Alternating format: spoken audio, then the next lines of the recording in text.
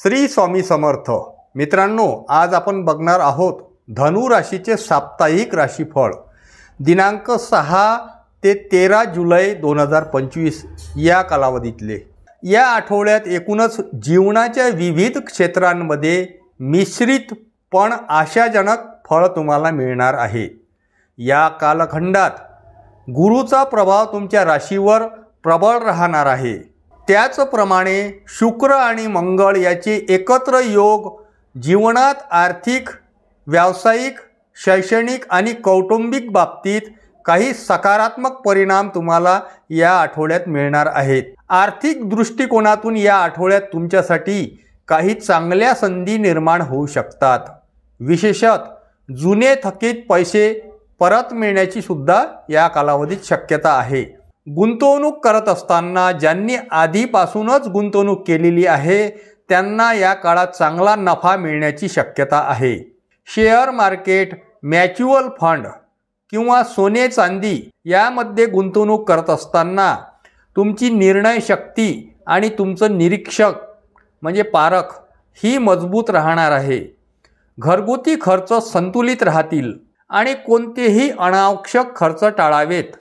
नोकरदार वर्गासाठी हा आठवडा विशेषत लक्षवेधी ठरेल। याचे कारण असे की वरिष्ठ अधिकाऱ्यांकडून तुमची प्रशंसा होईल, प्रोत्साहन मिळेल, प्रमोशनाची देखील शक्यता आहे। ज्यांनी नुकतीच नोकरीची तयारी सुरू केली आहे त्यांच्यासाठी काही मुलाखतीच्या संधी उपलब्ध होतील, म्हणजे तुम्ही इंटरव्ह्यू वगैरे द्यायला जाल। नवीन क्षेत्रांमध्ये काम करणाऱ्यांना स्वतःचा आत्मविश्वास वाढवण्याची गरज आहे आणि वेळेचं व्यवस्थापन योग्यरित्या केल्यास तुम्ही इतरांपेक्षा जास्त फायद्याचे ठराल। व्यवसाय करणाऱ्यांसाठी हे दिवस व्यवसाय वाढीसाठी उत्तम आहेत। जुने क्लायंट पुन्हा संपर्कात येतील आणि नवीन ग्राहकांची सुद्धा या कालावधीत भर पडेल। काही महत्त्वाचे व्यवहार यशस्वी होऊ शकतात।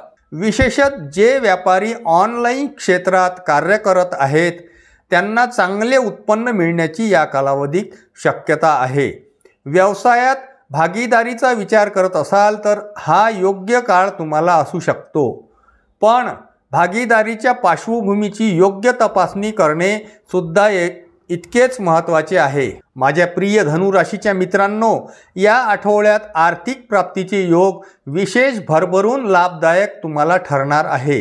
कारण ग्रहांच्या स्थितीचा अभ्यास करता मंगळ आणि शुक्र हे दोन्ही ग्रह लाभ भावावर म्हणजे लाभस्थानावर सकारात्मक प्रभाव टाकणार आहे।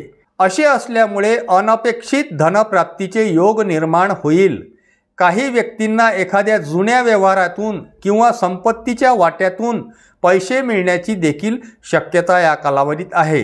तर काहींना कर्ज दिलेली रक्कम परत मिळण्याची शक्यता आहे। स्वतःचा व्यवसाय करणाऱ्यांना नव्या करारांमधून चांगली उलाढाल होणार आहे।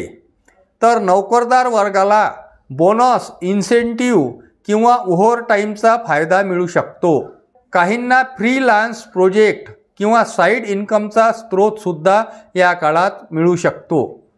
जर तुम्ही एखाद्या आर्थिक अडचणीत अडकलेले असाल तर या आठवड्यात त्या समस्येवर योग्य तो मार्ग मिळून तात्पुरता दिलासा तुम्हाला मिळेल। स्टॉक मार्केट किंवा क्रिप्टोकरन्सीमध्ये गुंतवणुकीचा विचार करत असाल तर जाणकारांचा सल्ला घेऊनच पुढे जावे, कारण क्षुल्लक चुकीमुळे तुमचे नुकसान होऊ शकते।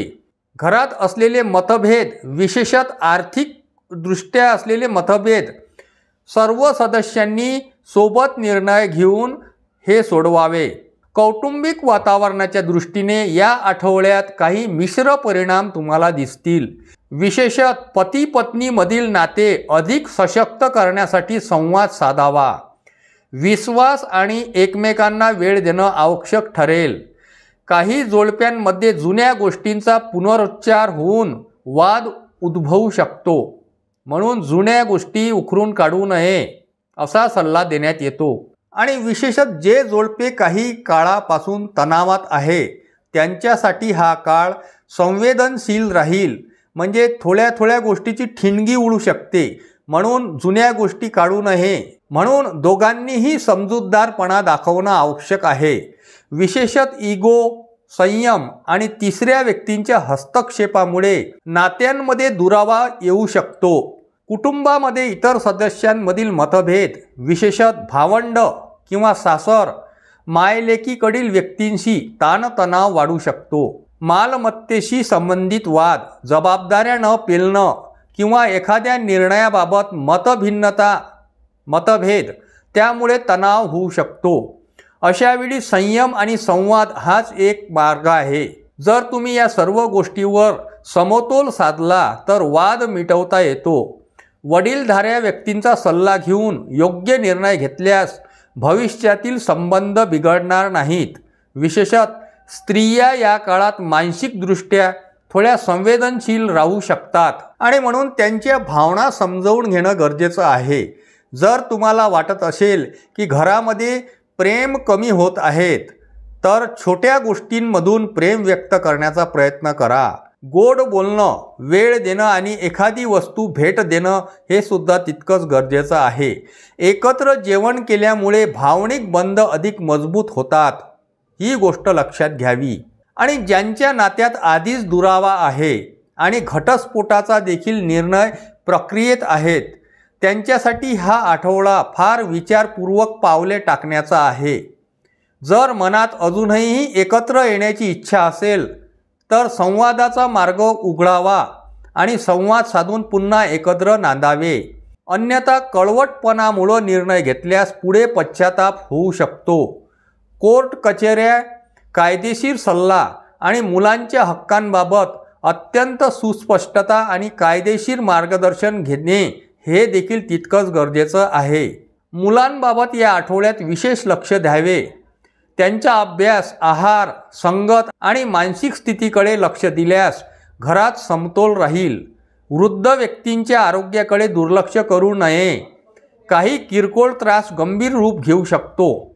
माझ्या प्रिय धनुराशीच्या मित्रांनो, या कालखंडात ज्या व्यक्ती नव्या क्षेत्रात काम करू इच्छितात त्यांच्यासाठी जुने संपर्क फायदेशीर ठरू शकतात. या आठवड्यात धार्मिक किंवा आध्यात्मिक गोष्टींकडे तुमचा कल वाढलेला असेल. एखादे मंदिर किंवा तीर्थक्षेत्र किंवा गुरूच्या सहवासात जाण्याची सुद्धा या कालखंडात शक्यता आहे आणि असे केल्यामुळे तुमचे मानसिक समाधान वाढेल. समाजसेवा किंवा दानधर्म यामध्ये सहभाग घेण्याची इच्छा तुमच्यात जागृत होईल. ज्यांना मानसिक तणाव किंवा चिंता सतावत असेल त्यांना या काळात काहीसा दिलासा मिळेल. तुमचं अंतर्मन तुम्हाला योग्य दिशा दाखवू शकेल आणि म्हणून तुम्हाला मन शांत ठेवण्याची गरज आहे.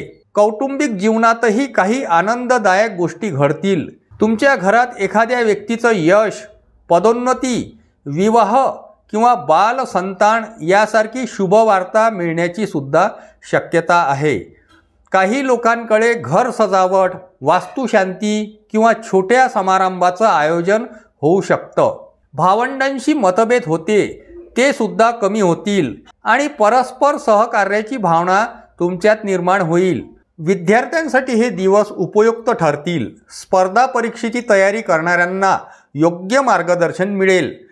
पूर्वी केलेल्या मेहनतीचे फळ या आठवड्यात मिळणार आहे. ज्यांनी एखाद्या अभ्यासक्रमात प्रवेश घेण्यासाठी प्रयत्न केले होते त्यांना या काळात चांगली बातमी मिळू शकते. अभ्यासात मन लागण्यास ग्रहांची साथ आहेच. फक्त मोबाईल किंवा सोशल मीडियापासून थोडे अंतर ठेवले तर अधिक परिणामकारक अभ्यास होईल. आरोग्याच्या दृष्टीनेही हा आठवडा बाकीच्या तुलनेत ठीकठाक असला तरी दैनंदिन सवयीबाबत सावधगिरी बाळगणे गरजेचे आहे. विशेषत अपचन, ॲसिडिटी, डोकेदुखी यासारख्या किरकोळ त्रासांकडे दुर्लक्ष करू नये. व्यायाम, ध्यान, प्राणायाम यासाठी वेळ दिल्यास मानसिक स्वास्थ्य उत्तम राहील. ज्यांना आधीपासूनच रक्तदाब, मधुमेह यासारखे त्रास आहेत त्यांनी नियमित तपासणी करावी. सकस आहार आणि पुरेशी झोप यामुळे कामात ऊर्जा आणि उत्साह वाढेल. विवाहयोग्य वयातील व्यक्तींसाठी काही ठोस प्रस्ताव येण्याचे, संबंध येण्याची शक्यता असून त्यातून सकारात्मक निर्णय निघू शकेल. लव्ह लाईफमध्ये ज्यांचे संबंध पूर्वी बिघडले होते त्यांना या आठवड्यात पुन्हा संधी मिळेल. एकत्र येण्याची पुन्हा संधी मिळेल. प्रेमात चुकीला माफ करण्याची भावना ठेवावी। या काळात दोघांमधील नाते बहरण्याची सुद्धा शक्यता आहे। काही धनुराशीच्या व्यक्तींना प्रवास देखील या काळात घडू शकतो। हा प्रवास वैयक्तिक किंवा व्यावसायिक दृष्टिकोनातून सुद्धा असू शकतो आणि म्हणून एकंदरीतच हा आठवडा 6 जुलै ते 13 जुलै या आठवड्यात धनुराशीच्या व्यक्तींनी संयम, शिस्त, सकारात्मक दृष्टिकोन आणि सातत्य यावर भर दिल्यास जीवनात सकारात्मक घडामोडी घडू शकतात। अनावश्यक चिंता, गॅसिप किंवा तडजोडी टाळाव्यात। कोणत्याही गोष्टीला भावुक होऊन निर्णय न घेता व्यावहारिकपणे वागल्यास फायदा होईल। दिवसाची सुरुवात प्रार्थना किंवा ध्यानाने केल्यास दिवस अधिक सौम्य आणि शुभ जाईल। ग्रहमान तुमच्याच पाठीशी आहे, फक्त तुमच्या कृतींमधून शहाणपणा दिसायला हवा। संधीचं सोनं करणं तुमच्या हातात आहे। आत्मविश्वास ठेवा, योग्य नियोजन करा आणि पुढे पाऊल टाका। निश्चितच यश तुमच्या पाठीशी आहे आणि म्हणून हा आठवडा तुम्हाला आनंददायी, जीवनात सुख, शांती, समाधानदायी ठरो हीच मी स्वामी समर्थ चरणी प्रार्थना करतो। श्री स्वामी समर्थ। मित्रांनो, हा व्हिडिओ तुम्हाला कसा वाटला कमेंट करून जरूर कळवा आणि चॅनलला सबस्क्राईब करा, शेअर करा आणि लाईक करायला विसरू नका।